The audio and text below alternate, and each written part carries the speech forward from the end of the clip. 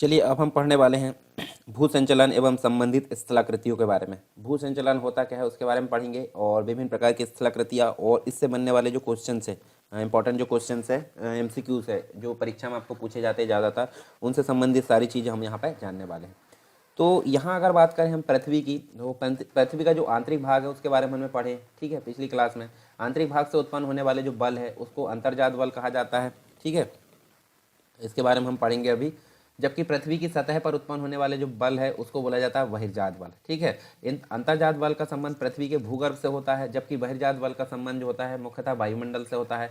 पटल विरूपणी जो संचालन है मंद गति से होने वाला संचालन कहलाता है, जिसका प्रभाव हजारों वर्षों बाद जो है देखने को मिलता है। आकस्मिक बल जो होते हैं भूपटल पर विनाशकारी घटनाओं का आकस्मिक आगमन होता है, जैसे भूकंप है, ज्वालामुखी है और भूस्खलन है, वो सारी चीज़ हमको देखने को मिलती है। तो ये सारी चीज़ हम यहाँ पे देखने वाले हैं, इनसे संबंधित जो क्वेश्चन है उसको यहाँ पे एनालिसिस करने वाले हैं।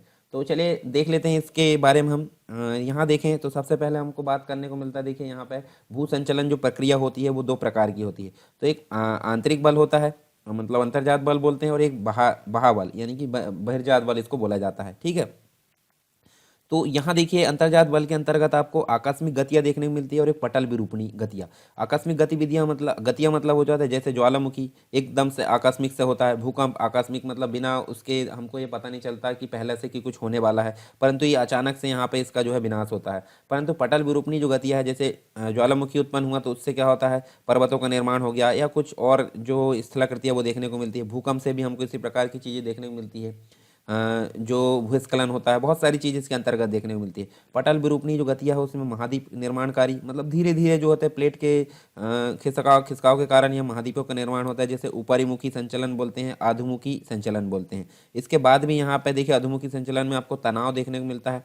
तनाव मतलब देखिए यहाँ देखिए एक जो है दूर जा रहा है, ठीक है, एक दूसरे से दूर जा रही है तो यहाँ तनाव हो गया। तनाव मतलब दूर जा रहा है, जैसे एक व्यक्ति दूसरे से दूर जाता है, बीच में गहराई मतलब उनकी जो है खाई बढ़ते जाती है, ठीक है।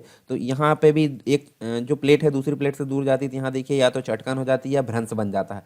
संपीड़न का मतलब होता है एक प्लेट जब दूसरी प्लेट के पास में आती है तो ये देखिए इस प्रकार की स्थिति आ जाती है, तो संपीड़न बोलते हैं। जैसे संबलन और बलन होता है, दो चीज़ यहाँ पे निर्माण होती है। उसके अलावा महाद्वीप निर्माणकारी भी किसके अंतर्गत आती है, पटल विरूपणी गतिया के अंतर्गत आती है। और पर्वत निर्माणकारी भी जो होती है इसी के अंतर्गत आती है। पर्वत निर्माण भी जो होता है आकस्मिक मतलब आंतरिक बल के अंतर्गत ही यहाँ पे आता है। फिर हम देखते हैं बहिर्जात बल, जिसे बहाबल भी बोलते हैं। तो अनाच्छादन यहाँ पे होता है। अनाच्छादन मतलब ये देखिए दो प्रकार की, अपक्षय और अपर्दन। देखिए मैं बताता हूँ, जैसे ये पर्वत है, धीरे धीरे कुछ गतियाँ मतलब भौतिक और रासायनिक जो क्रियाएं होती है उसके फलस्वरूप जो होता है धीरे धीरे इसका क्षरण होते रहता है। तो क्षरण होने के पश्चात इसकी आकृति में परिवर्तन होता है और उसका जो क्षरण हुआ वो वहीं पे रह जाता है, मतलब कहीं और नहीं जाता। तो क्षरण होकर वो वहीं पे उसकी आकृति चेंज हो जाती है, तो उसको क्या बोलेंगे, अपक्षय बोलेंगे। परंतु जब जो क्षरण हुआ है और वो बहकर कहीं और चला जाए, बहकर मतलब उड़कर हवा के द्वारा, पानी के द्वारा या अन्य कोई साधन के द्वारा वो उड़कर कहीं चले जाए, तो कहीं और जाकर जो है उसको मतलब छोड़ दिया जाता है, तो उसको बोलेंगे अपर्दन, ठीक है।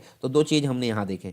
तो देखिए यहाँ पे हम देख सकते हैं अपक्षय क्या होता है। अपक्षय भौतिक अपक्षय होता है, रासायनिक अपक्षय होता है और जैविक अपक्षय।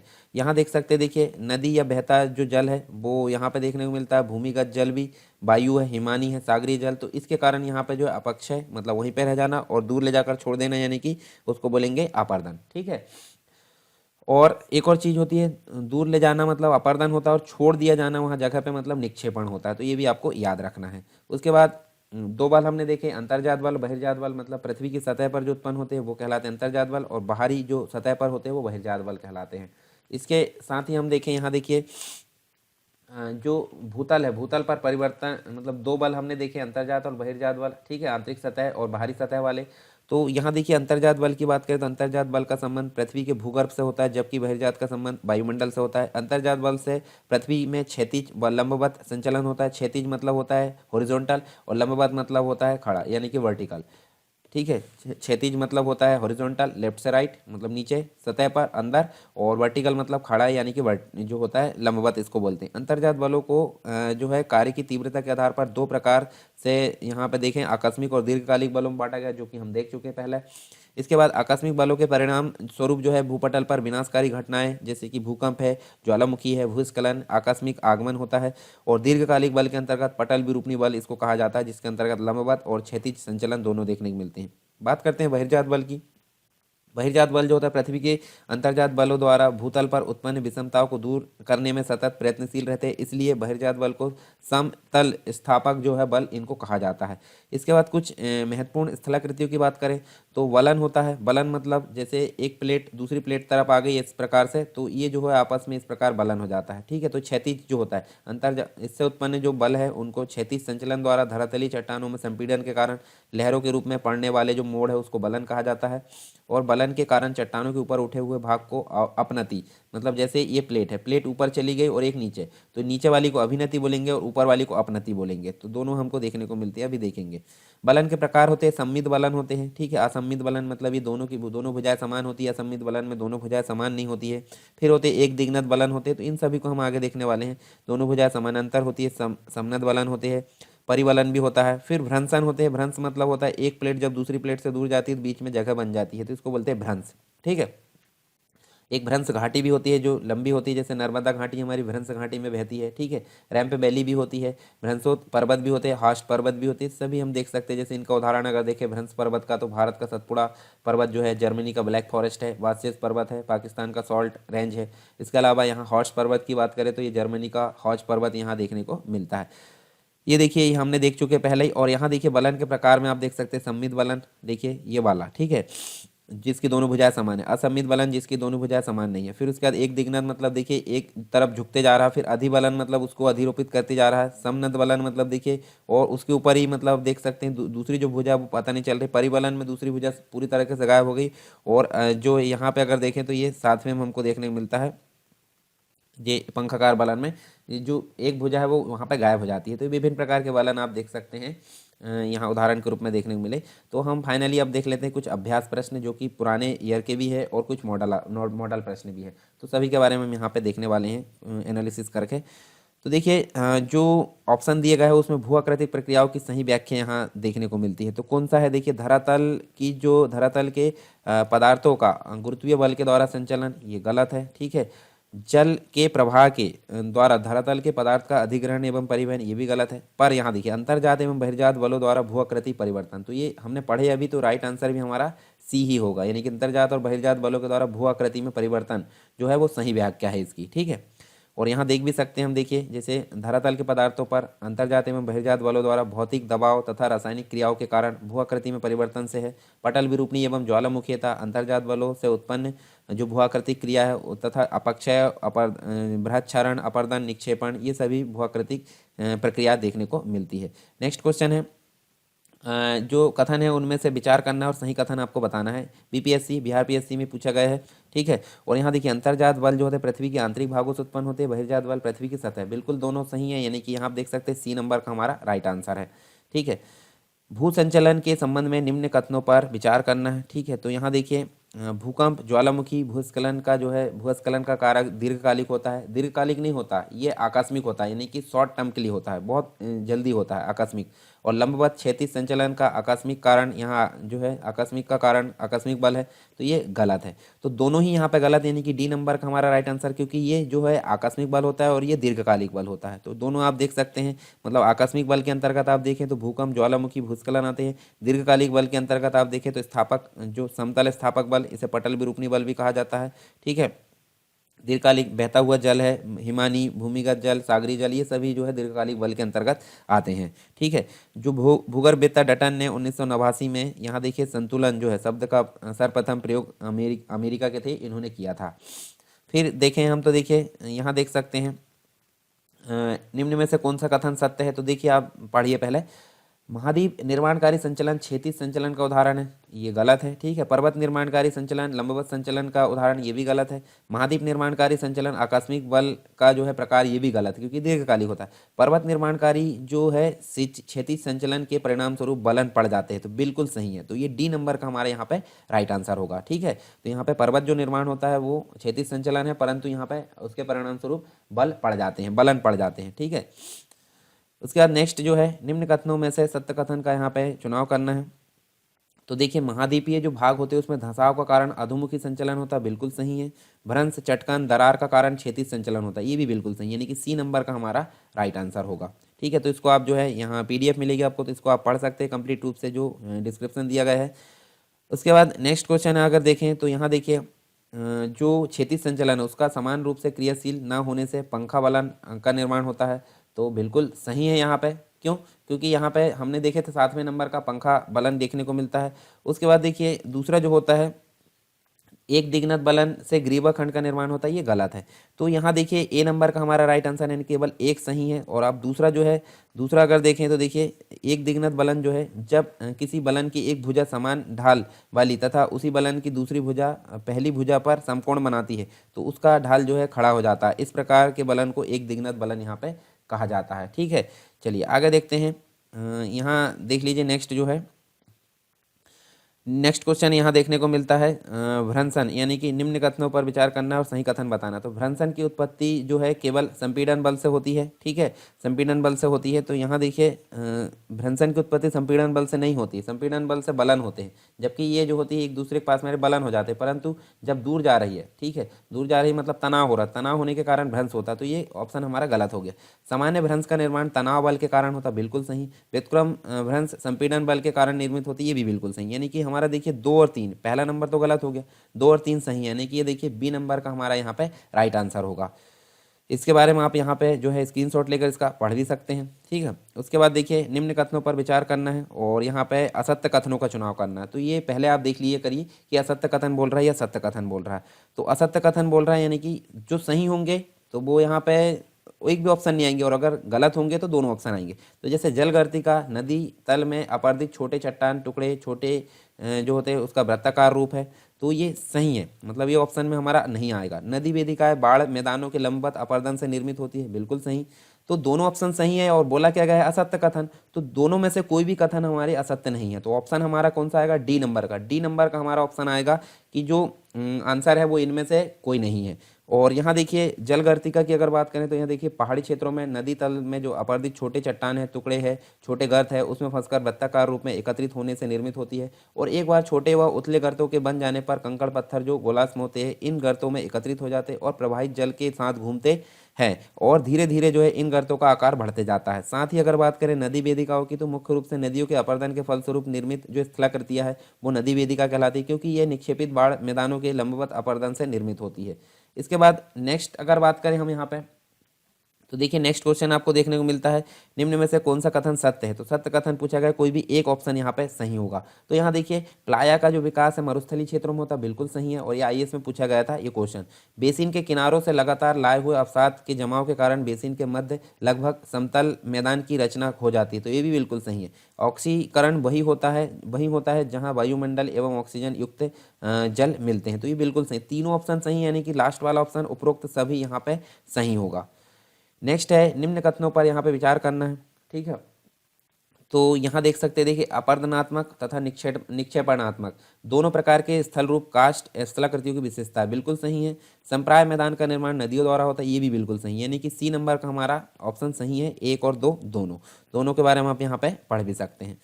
फिर निम्न को यहाँ पे क्या करना है, मिलाना है जोड़ी को। तो यहाँ देखिए जॉर्डन की जो मृत घाटी है, मतलब इसका जो ऑप्शन मतलब राइट आंसर तो हमारा ए होगा।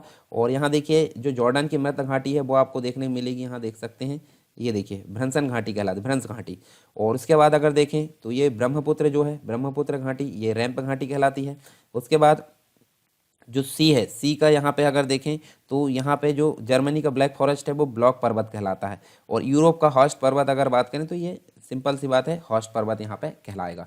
तो हमारा ऑप्शन नंबर क्या हुआ, ए नंबर का जो ऑप्शन है वो यहाँ पे सही हुआ। और आप इसके बारे में यहाँ पे देख भी सकते हैं चित्र, आप देखिए जॉर्डन की घाटी, ठीक है, मृत जो है अगर देखें तो यहाँ पे आपको देखने मिलेगा भ्रंश घाटी। ठीक है, उसके बाद निम्न में से असत्य कथन कौन सा है। तो असत्य कथन की बात करें यहाँ पे तो देखिए कंदरा जो होती है जिसे गॉर्ज बोलते हैं, घाटी का एक प्रकार है, तो ये बिल्कुल सही है। उसके अलावा देखें केनियन सर्वाधिक वर्षा वाला क्षेत्र में से एक है, तो ये गलत है क्योंकि गलत ऑप्शन ही पूछा गया, तो ये यहाँ पे गलत माना जाएगा। बी आकार की घाटी का ढाल उत्तल होता है, बिल्कुल सही।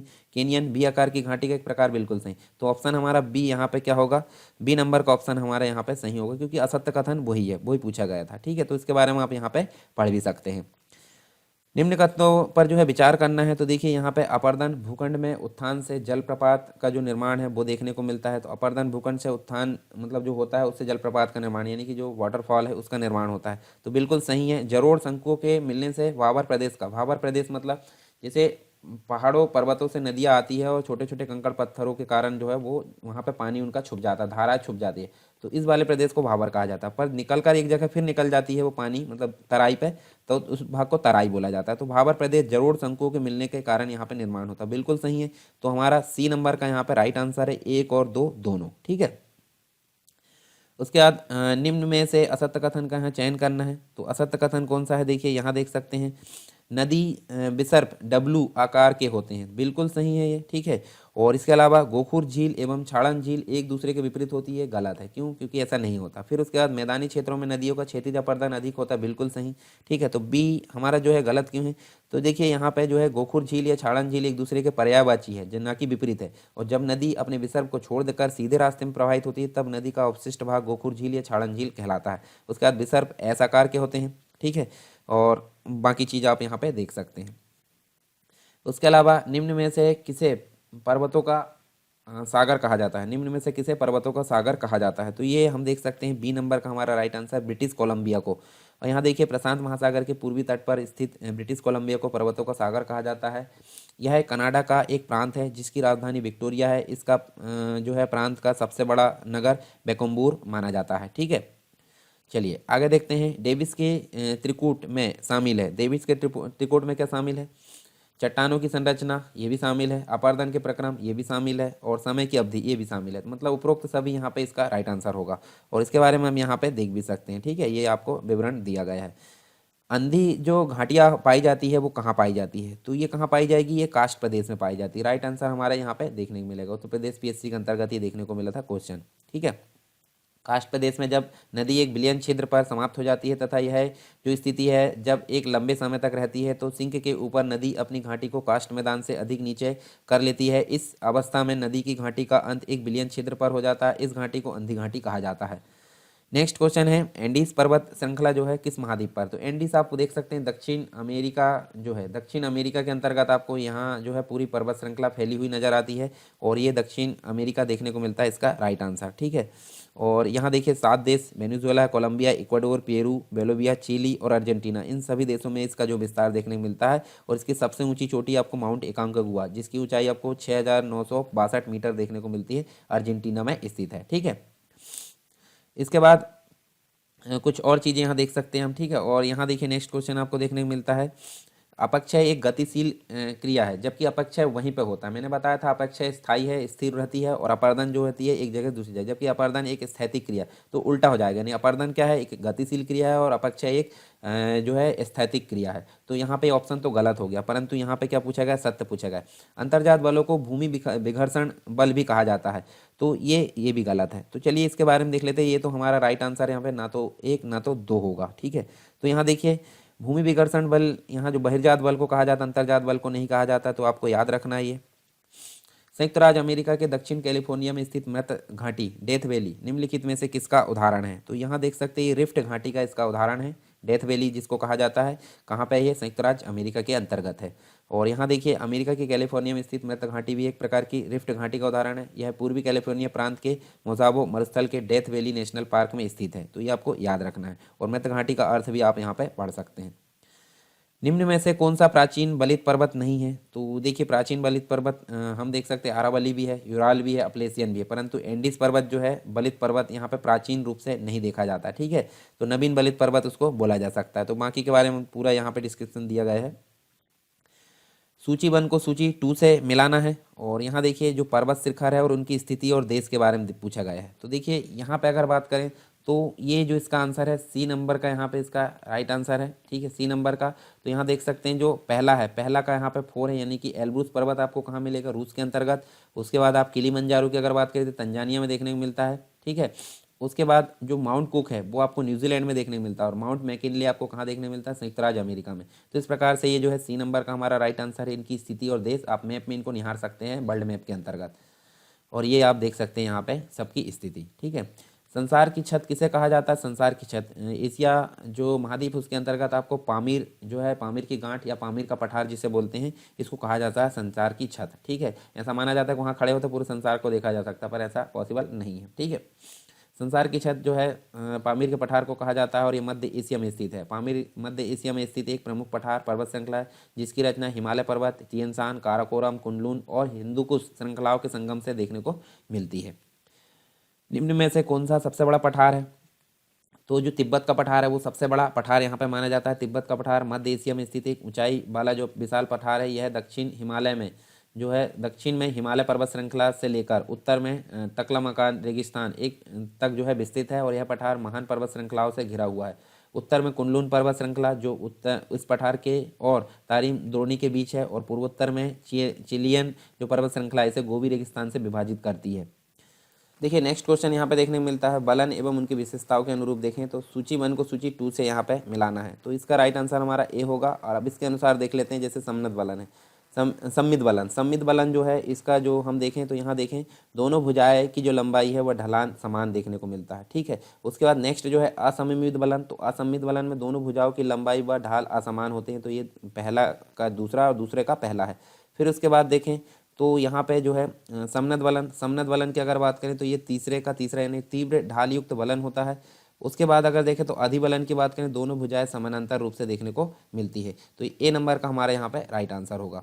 तो इसके बारे में आप यहाँ देखिए पढ़ भी सकते हैं, हमने पहले भी इसके बारे में देख चुके हैं। ठीक है, जब थ्योरी हम पढ़ रहे थे।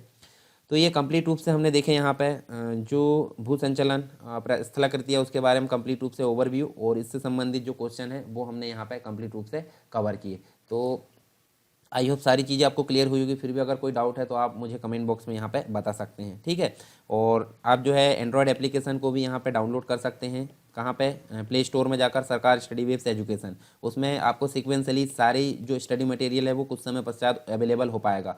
तो उसको जो है आप डाउनलोड कर सकते हैं। एप्लीकेशन लॉन्च हो चुका है, तो वहाँ पे जो है डिस्क्रिप्शन बॉक्स में भी उसकी लिंक में दे दूंगा, परंतु आप प्ले स्टोर में जाओगे, आप सर्च करोगे तो भी आपको वहाँ पे मिल जाएगा। इसके बाद जो नेक्स्ट टॉपिक है हम नेक्स्ट क्लास में पढ़ने वाले हैं, क्या पढ़ेंगे? चट्टान के बारे में। चट्टान के बारे में हम नेक्स्ट क्लास में पढ़ने वाले हैं।